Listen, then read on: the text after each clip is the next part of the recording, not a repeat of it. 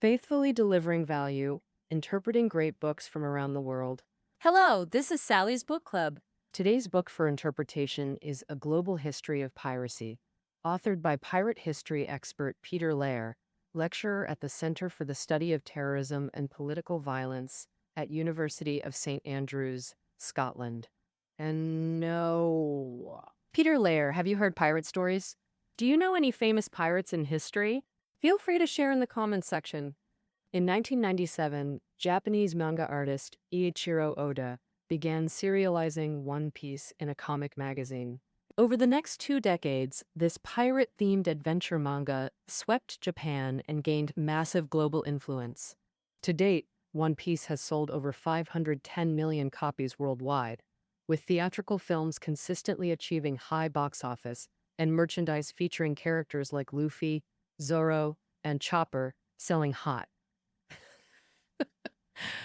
This is works like One Piece romanticize pirates, but real-world pirates are far less glamorous. From Vikings ravaging Europe to Somali pirates running rampant, throughout history, pirates have harassed coastlines, plundered merchant ships, disrupted social order, and endangered lives and property. To those threatened by pirates, they're simply brutal desperados. So, what's the true nature of pirates? And what drives their behavior? Today's book, A Global History of Piracy, examines pirate evolution across 13 centuries from the 8th century to present through global lens, revealing their origins and development. I'll explore 4 key questions.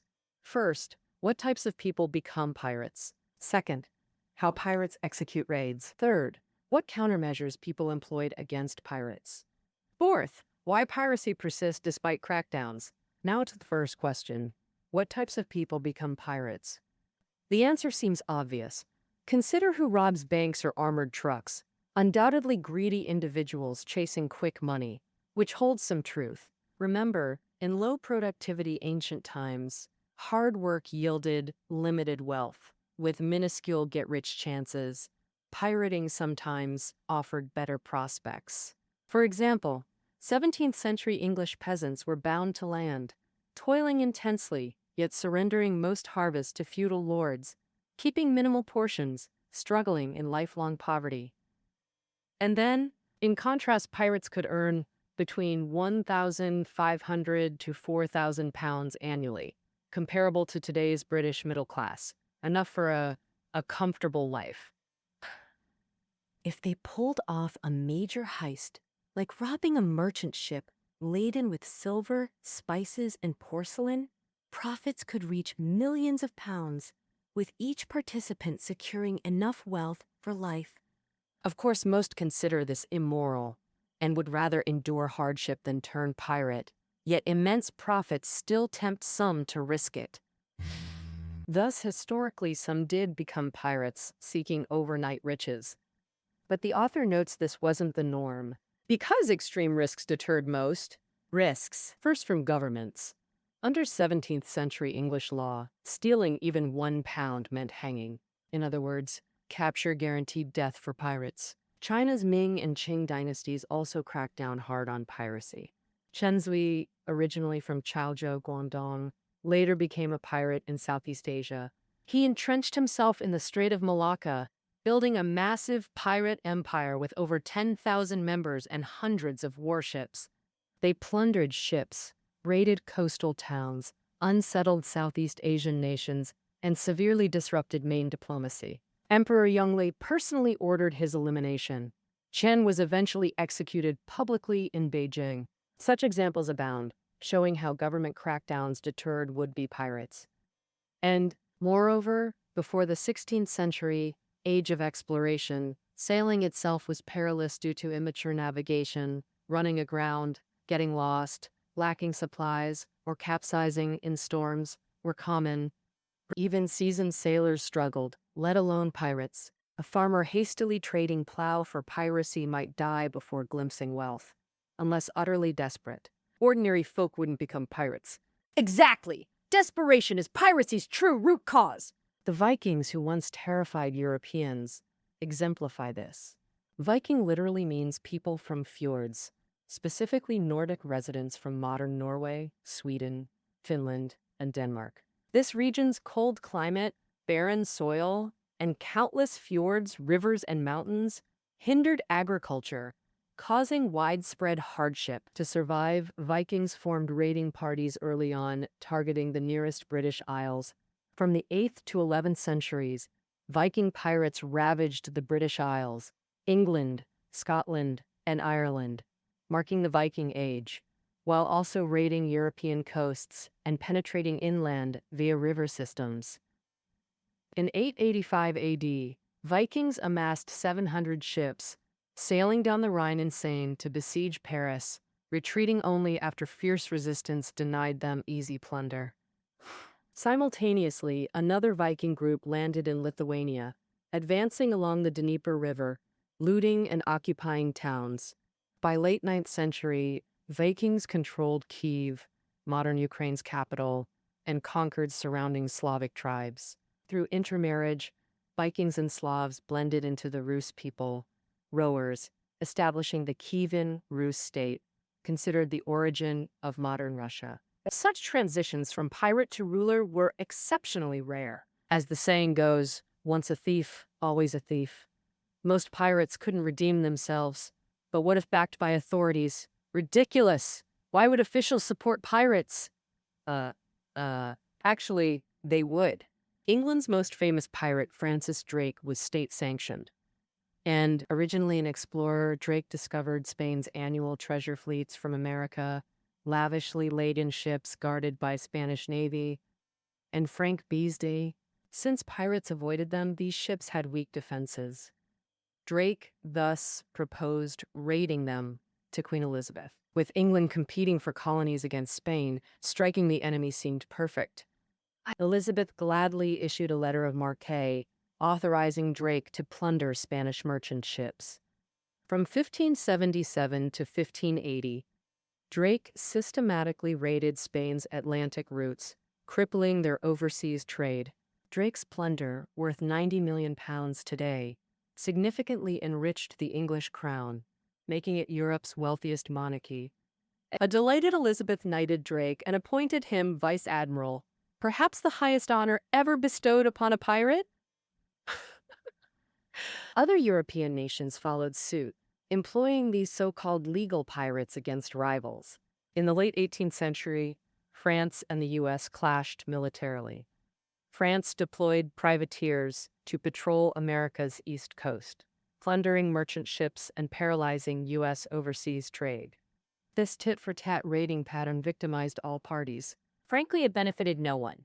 Western powers gradually realized they couldn't keep harming each other. In 1856, led by Britain and France, 55 nations, including the Netherlands, Russia, and Germany, signed the Paris Declaration, pledging to cease support for maritime plunder, ending legal piracy. To summarize, 3 types become pirates. First, those craving sudden wealth, a tiny minority. Second, those driven by desperation, the vast majority. Third, state-backed pirates seizing profits for rulers. Now to the second question. How do pirates execute raids? Isn't it just robbery? What complexity could it possibly have? Actually, it's a skilled craft. Any mishap could end a pirate's career. So what factors must a pirate consider? I've identified 4 key factors. First, ship acquisition. The Vikings, no worries. They were generational pirates with advanced shipbuilding skills. Ordinary pirates couldn't build warships. Typically, they acquired ships 2 ways: sneaking into ports to steal unattended vessels, or boarding as passengers or crew to hijack ships. Target selection required careful consideration. Too large or slow, easily spotted. Too small, unable to rival merchant ships and lacking deterrence. Neither worked. Only medium-sized, agile vessels adaptable to complex waters were ideal, requiring modifications after acquisition. Here, Viking longships set the standard. Measuring approximately 30 meters long, 8 meters wide, with shallow drafts, they were fast and maneuverable, navigating stormy seas and winding rivers with remarkable agility. The specially designed pointed bow and stern resembled arrows piercing merchant ships at high speeds. Each longship held 40 or more pirates and tons of cargo, perfectly suiting pirate needs. Next, the second factor pirates consider: how to find prey. Merchant ships are prime targets. Ambushing near busy ports seems ideal. But ports in coastal waters have reefs, undercurrents, and complex hydrology. Mishandling could mean shipwreck or capsizing. Plus, newly departed merchant ships are highly alert, making surprise attacks difficult. Hence, pirates avoid ports, ambushing instead along trade routes. The Strait of Malacca is such a place. South of the Malay Peninsula, it connects the Pacific and Indian Oceans. Chinese porcelain, silk, tea, and Southeast Asian spices, medicines, and rubber bound for Europe all pass through. Here, prey is abundant. Malay Peninsula's mangrove forests stretch seaward, dense canopies providing perfect pirate hideouts. For millennia, pirates have haunted the strait, continuing to this day. Jamaica, too, was called a pirate paradise. This Caribbean island was surrounded by European colonies, with merchant ships laden with gold, tobacco, and sugar constantly passing. From the 17th century, Port Royal in Jamaica hosted swarms of pirates, raiding ships and fencing stolen goods there. At its peak, Port Royal had over 20,000 pirates. Mountains of treasure piled up alongside taverns, inns, and brothels serving them, a warped prosperity. In 1692, a massive earthquake sank 2/3 of Port Royal, erasing the Caribbean's greatest pirate den. After locating prey comes capture, pirates' third consideration. The third factor. Johnny Depp's Pirates of the Caribbean films show intense fights. Captain Jack Sparrow's flamboyant swordsmanship thrills audiences. Other pirate media and folklore similarly depict them as hot-tempered brutes, quick to slaughter. Yet this diverges sharply from reality. The author notes most pirates avoided combat, preferring intimidation to subdue prey without fighting. What intimidation tactics do they use? For ordinary merchant ships, raising the Jolly Roger pirate flag often works. Ordinary merchant ships have weak defenses. Crews seeing the pirate flag assume resistance is futile. Better to sacrifice wealth for safety. Even potential resistors back down, seeing pirate numbers. If standard merchant ships had just 20 or more sailors, while pirate crews numbered 30 to 40 battle-hardened men, brandishing cutlasses, scimitars, and pistols, terrifying untrained crews into submission. Legendary pirates like 15th century Spanish Don Pedro Niño and 18th century Caribbean Edward Teach Blackbeard were intimidation masters. Mid-Ming Dynasty Wokou pirates ravaging China's southeast coast similarly excelled at terror, fighting mercilessly when resisted. Their brutality was extreme. Most crew and passengers killed, women assaulted, few released. This wasn't mercy. Survivors spread tales of carnage to demoralize resistance. Ultimately, it served intimidation. After plundering comes the fourth factor: dividing and fencing loot. This couldn't be careless. Uneven shares often triggered mutinies, destroying entire crews. Spring 1, 566, 35th Jiajing reign, Ming Dynasty. Thousands of Wokou pirates entered Yangtze estuary, pillaging along the river. Ming forces battled Mongol invaders north, leaving coast defenseless. Pirates rampaged as local officials stood helpless. Fortunately, these pirates fractured over loot distribution, allowing Ming forces to defeat them, proving fair division's critical importance. Late 14th century Baltic peasants formed Victual Brothers pirates, Leica dealers meaning equal sharers, though perfect equality proved impossible. Loot distribution considered rank, roles, and contribution. Overseen by captain. Captains took largest share, but avoided excess to prevent officer discontent. Spotting prey or combat participation earned extra rewards. In short, any pirate crew that grows strong always has a leader, skilled at distributing loot, coordinating internal relations, and commanding respect. Additionally, he possesses an essential skill, leading the team to evade or confront various pursuits. This brings us to the third question: what methods have people used to combat pirates? Pirates disrupt normal trade and social order. Thus, throughout history, people have devised ways to curb pirates, with three common approaches. Boston, the first and most deterrent method, is deploying navies to suppress pirates. Charlemagne, the Frankish emperor ruling Western Europe from 768 to 814. To counter escalating Viking raids, Charlemagne established fleets for regular patrols to secure coastal areas. Starting in 1716, Britain's Royal Navy launched a decade-long campaign against Caribbean pirates. In warship-quality weaponry, personnel, and logistics, navies far surpassed pirates. A direct confrontation. The outcome is predictable, but pirates aren't fools. Why confront navies head-on unless desperate? In reality, splitting forces, lying low by day, operating at night, and guerrilla tactics were key. This meant waging attrition warfare to force navies into retreat. Take Britain's Caribbean campaign. Over 10 years, the Royal Navy deployed 13,000 men, spent vast resources, yet achieved little. Ironically, many Navy soldiers defected and became pirates. Simple reason: Navy pay was £2 quarterly, while pirates earned £10 to £20 per voyage. The math isn't hard, right? In mid-late Qing dynasty, corruption led to embezzled soldier rations, pushing many naval troops into piracy. Historically, naval crackdowns proved ineffective and unsustainable, often not cost-effective, so local self-defense became the second counter-piracy method. And around the 11th century AD, in northern Italy's commercial powerhouse, Venice, to protect Mediterranean trade, they built a formidable armed fleet. Large ships with triple decks to withstand pirate fire, each carrying 150 fully armed soldiers on alert. Similarly, four German trading cities, Cologne, Lübeck, Hamburg, and Bremen, formed the Hanseatic League to guard trade routes against pirates. The League offered generous pay to recruit sailors and spent heavily building warships. Their meticulously designed ships, modeled after Viking longships but larger and sturdier, carried ample cannons and soldiers to destroy attackers. Of course, wealthy patrons like Venice and the Hanseatic League were rare exceptions. Most global trade routes remained unprotected.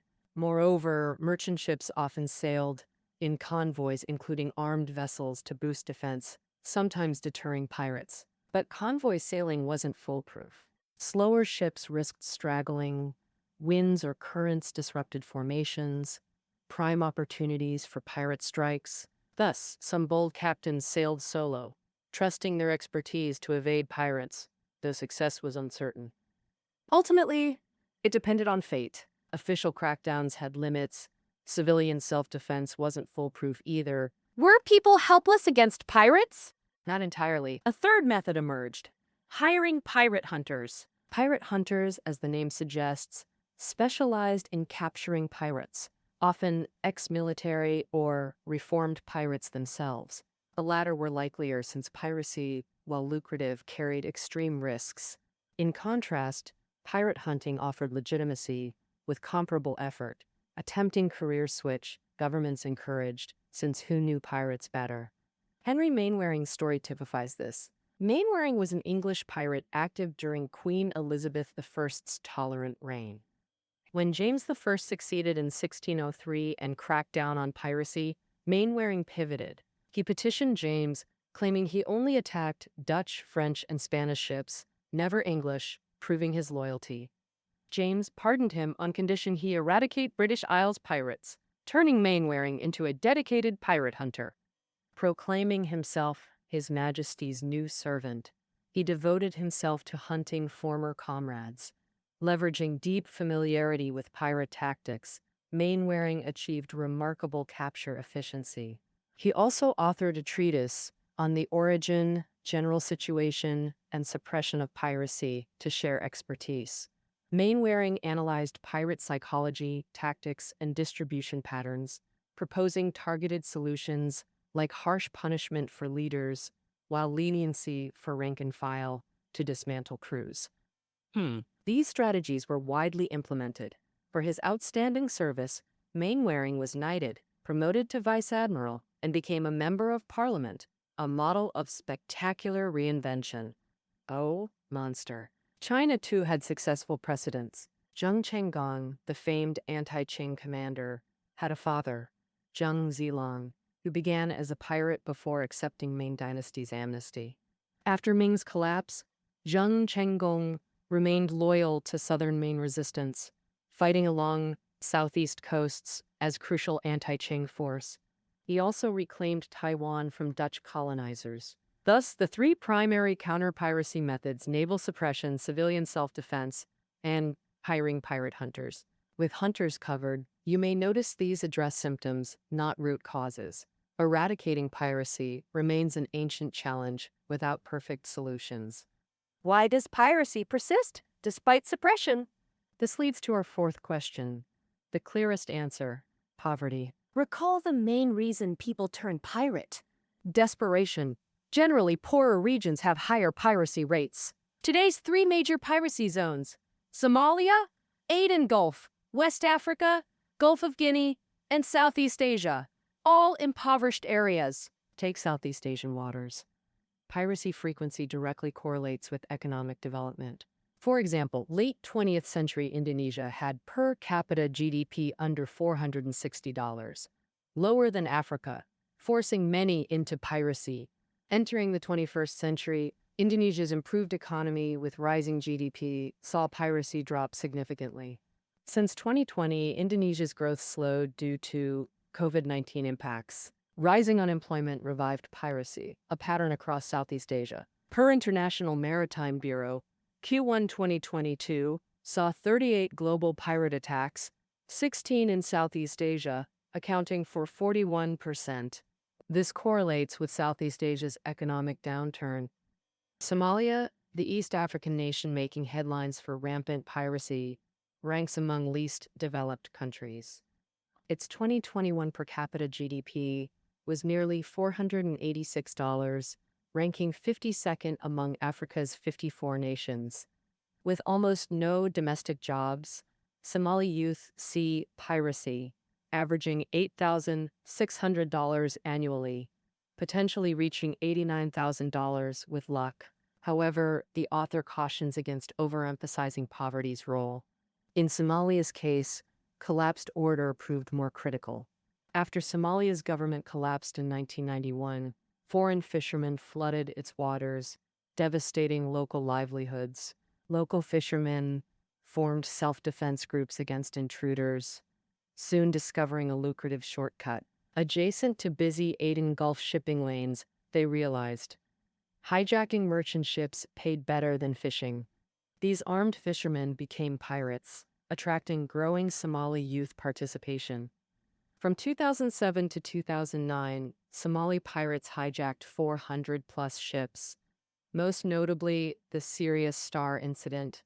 Operated by Saudi Aramco, Sirius Star was the world's second-largest tanker, hijacked in Aden Gulf during November 2808 transit, carrying 2 million barrels of crude oil worth $100 million, plus 25 crew members from Saudi Arabia, UK, Poland, and elsewhere. After negotiations, Saudi Arabia paid $3 million ransom, shocking the world and spotlighting Somali piracy. December 2008, EU launched Operation Atalanta, inviting global navies to patrol Somali waters, with China actively participating. By late 2021, China's Navy dispatched 39 escort fleets, completing over 1,457 escort missions, safeguarding China's overseas interests while fulfilling international responsibilities. Recently, EU extended Atalanta through 2024 to address Somalia's instability. The author affirms naval escorts have effectively curbed Somali piracy, but without ending Somalia's anarchy and rebuilding social order, the root problem remains unsolved. The Gulf of Guinea's situation is far more complex. Located in West Africa, it's Africa's largest gulf, spanning 3,700 miles along 11 nations, including Liberia, Ivory Coast, Ghana, Nigeria, and Cameroon. Collectively managed, shared waters naturally invite bureaucratic fragmentation and buck passing, compounded by low living standards and political instability in these nations. Fertile ground for piracy. By 2013, Gulf of Guinea surpassed Somalia as world's second worst piracy hotspot after Southeast Asia. 2019 saw 162 global pirate incidents, 64 in Gulf of Guinea, nearly 40%. International anti-piracy operations showed limited success against deep-rooted issues. Evidence suggests Gulf pirates evolved into transnational syndicates, laundering money for Russian, French, Dutch, and Lebanese criminal networks. As the author states, without establishing order and improving economies, eradicating piracy is impossible. Piracy is society's cancerous tumor, fought for millennia yet persistently resurgent. What are your thoughts? Feel free to share in the comments section. This concludes our interpretation of A Global History of Piracy. Find show notes below the audio. Until next time.